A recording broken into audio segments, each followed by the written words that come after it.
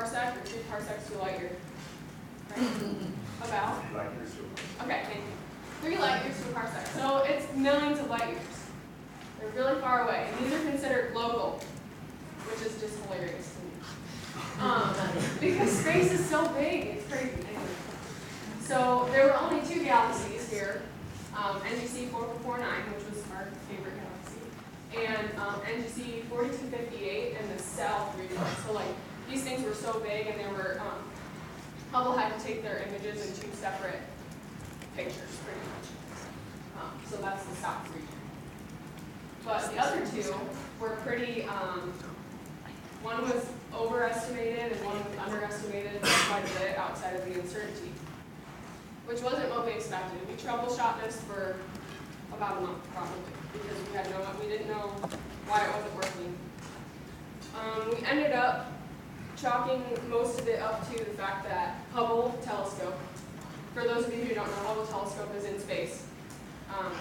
So we don't have to look through the atmosphere of the Earth to observe things. So it also doesn't need a very long exposure time most of the time. It can look at things for on the order of 10 minutes sometimes and observe them, as well as ground-based telescopes observing things for hours. But we think that that might be the reason why these numbers are different, because the numbers on the right were all generated from observations made by ground-based telescopes, whereas ours were generated from Hubble data that was taken in a shorter amount of time. So that definitely, we are not finished with this study. That definitely is what they're going to look into next. And also, once when we were analyzing and like filtering our data set, sometimes we would get objects that we clearly saw that they looked green in the images. We all agreed that they were green. But then we would load their photometric data and it would say it wasn't green. So we don't know, where the discrepancy is there. If it's the photometric data, if there was a glitch in that, or if it just like was a cosmic ray that came in or something. So that's one of the issues that we have. So this will eventually be published in a paper, hopefully fairly soon. It's been 3 years in the making, I think. So, so I got through my results, but as an overall experience, I'll talk about the RU in general.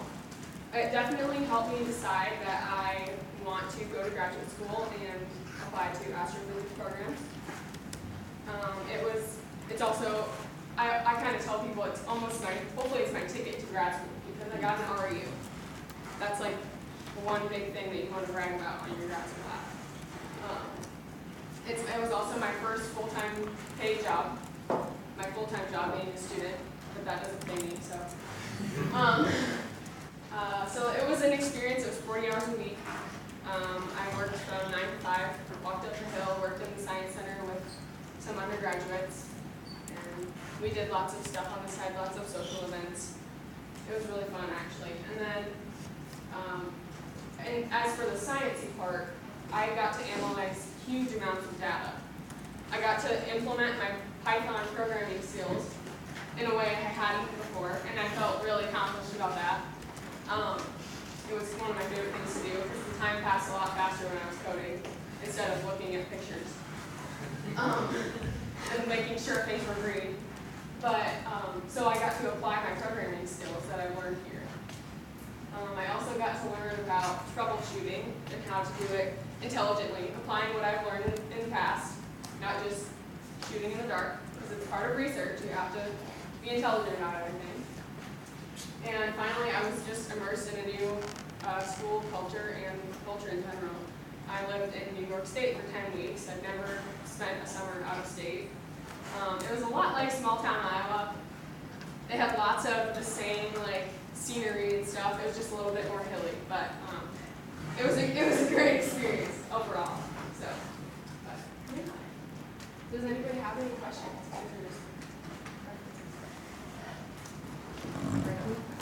Okay. Yes, Justin. I mean, are they continuing? Do you have an opportunity to go back and actually continue to work on this, or is this kind of a? I don't have plans to go back and work on it with them there. But we'll probably collaborate once the paper is being written. But no, as of now, I don't plan to return. No, what did you guys think? Yeah, I was just wondering, when did you apply for something like this, and does this specific opportunity, did they open up more avenues for other opportunities with this specific opportunity? Okay, yes. So I applied. There were a lot of applications that started being reviewed in like December or at the first of the year. And so I don't think I got this application in before the first of the year because I had other ones I wanted to apply to first. So I sent like 3 or 4 of them by the end of December. But I didn't hear back from them until the end of April, which was a month before I had to move out there. I heard back the same day as when my research for on campus got through, because I was like, oh, I didn't get an RU, I'm doing research on campus with Dr. Europe. And so I was like, oh crap, I got an RU, I'm going to New York. Which was great, but it was just a lot of, and they told me that the reason that it was so late was because of the government shutdown, which I didn't even think of. But that's what they said. They said the reviewing process had to be expedited because of the shutdown. And then you said for other opportunities, is this leading me to other opportunities? Basically grad school. That's my next step. I'm going to start applying to grad school. I'm studying for the physics GRE subject test as we speak. But I also want to touch on this school. This wasn't the only position that the school offered. They had, I think there were 5 of us search students at this location. They were in different areas. There was another search student on this project with me. There was an optics project, and then there was actually a rocket, rocket science project. It was super cool because they got to take cool videos and so yeah, there's a lot of different types, not just astrophysics. I mean, if you apply to a physics program, there's several projects within that. It's kind of like grad school, from what I understand. There's different research projects within the department you're applying to. So, did that help? No? Okay. I'm trying to understand the discrepancy between your visual color test and the photometric data. Is it what your color posts are you doing from the photometric data? So, right, I know, it's very confusing. So I'll go back. I'll just look at one of our pictures that we saw. So, the problem with our images that we were loading was that we had to eyeball it. We had to pick numbers that would apply the color and try to calibrate it by eye. The computer wasn't doing this. So for each galaxy, it changed. The numbers changed. Sometimes we calibrated it on like a logarithmic scale. We put I really don't know what the difference was, but we just applied color and saw if it bounced. That was what we were trying to do. Whereas the photometric data is data that Hubble took and logged and says, these are the colors that are present in this object that you're looking at. So we didn't know why we had objects that looked green and didn't show that they were green. Why do you need the visual step then? Why don't you just use the photometric data and say, oh, these are the green ones? Because I think it's because that photometric data it's not always going to apply just to these things. So there's green objects that probably aren't nebulae. Or basically, the reason we're doing it manually is because the only way to verify that these are planetary candidates is to take their spectra, which is a very long process. So we're trying to speed that up. Did I kind of I'm not sure. skirted around? I know. It's kind of confusing to me too. Because sometimes that data would come back and give us a 0 in a magnitude. And we know, but there is a magnitude there present that's in that color. So we don't know. Yeah. If I can add Do here. it. So if you looked at, say, sunlight, sunlight is predominantly green. The light coming from the sun is predominantly green. But your visual cortex takes that whole spread of colors of the rainbow and merges it together, and you get white. If you take a star like the sun and look at it in one of these images, it should appear basically white.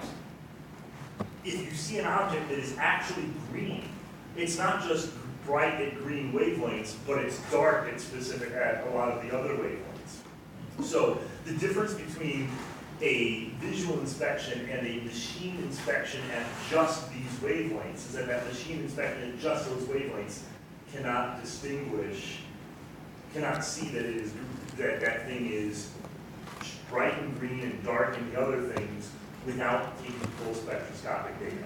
And full spectroscopic data is too time intensive to have a broad survey of the sky. So you could go to those, you can go to the color diagram and say, these things should be strong in green wavelengths, but it doesn't mean that they are dark at other things. This is essentially four-band spectroscopy, because we're looking at a couple of selected wavelengths within the spectrum. Is it fair to say that part of the problem, because you are calibrating, you said you're calibrating your colors, and you're stacking these images for visual inspection, you're calibrating these things by eye. So you're assuming that galactic core should be fairly white, but if there is variation, if that galactic core is older, then it should have a more yellow or redder. And we found that some galaxies that we looked at, actually, we could not get them to look purely white because there was variation in the core itself, color variation. So we can make the middle look white, but then kind of the edges of the middle would be yellowish or reddish. So that's a problem. That's when I say we had a favorite galaxy. That's because this one, NGC 449, was easy to balance. There were others that were either more distant or the image might not have been as, the quality might not have been as good, or it might be too small in the sky. We had to balance them, and it was a lot more difficult to make it look good, which is weird. Shay, yeah, what band were you guys looking at? Electromagnetic spectrum band were you guys working with? Were you working with visible spectrum? Yeah, this is all visible. Violet? Okay. Yep, this is all green, red, and blue, like mostly green. So what did the Hubble telescope take the image? Did it take it to visible spectrum? I thought she said ultraviolet. Visible. So the survey was ultraviolet, but it took visible data as well of these things. So yeah, we utilized the visible data that it gave us. We also had data for these objects in ultraviolet, but that we didn't know enough about their ultraviolet nature, because that's inside the core to study the ultraviolet rays. But yeah, it was visible. This was a visible study. So in your research, like how much of it was self-directed versus like how much help? Good question. So it was mostly, we were told what to do by Dr. Pellerin, who was our professor, our advisor. We were kind of given the overview of what our goal was. And one of the undergraduates, who's actually a student at SUNY Geneseo, she started this project when Dr. Pellerin started it. So this is kind of her baby, that's what we call it. So she knows a lot about what we were doing and what we were trying to do and what they had run into before. So Laura was her name. She was mainly the person that was telling us what to do on the daily. But we definitely, when we were stuck troubleshooting, we would say, well, what if we did this? Or I would suggest, what if we just wrote this code and analyzed this section of it really quick, just to check. Or let's make this plot and see what it looks like. So it was definitely open to brainstorming and suggestions, but it was more structured in nature. Yeah, for the next slide, over where you have the graphs. So why? So this is a analog wall size, right? Yes, So why this is not an HR diagram, right? right. So what diagram is this or why don't you use an HR diagram? So these are color, because we wanted to just look at the colors, but yes, that is a good question. So the top left one is specifically called a color. It just looks at a difference in the magnitudes of the colors. Whereas the other ones, the other three down in the corner, and this one, that one, on their color magnitude. So it's a magnitude of a color. So these two, it's green magnitude versus another color difference. So does that, like, it's just a different type of diagram. It's still analyzing color. It's just in a way that we can say, okay, these need to cluster here because they're green, so they're supposed to be green. Does that kind of help you understand it a little bit? I'm not sure if you see this, but since we're writing the paper on this, is there a name going to be on there? Yes. Yes. It's exciting. So I don't know when it will be, but yes. We actually made a poster that was kind of like, we listed ourselves as authors, and it was kind of in this structure. But yes, I don't know when they'll start drafting it, but yes, my name will be on it, and I'm excited about that. Any questions about RUs? Has anyone in here done an RU?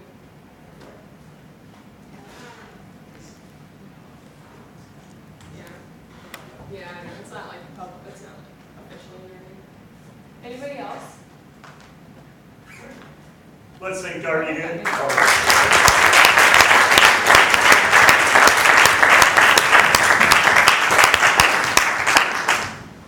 That concludes our session today. Guys, you turn your way out.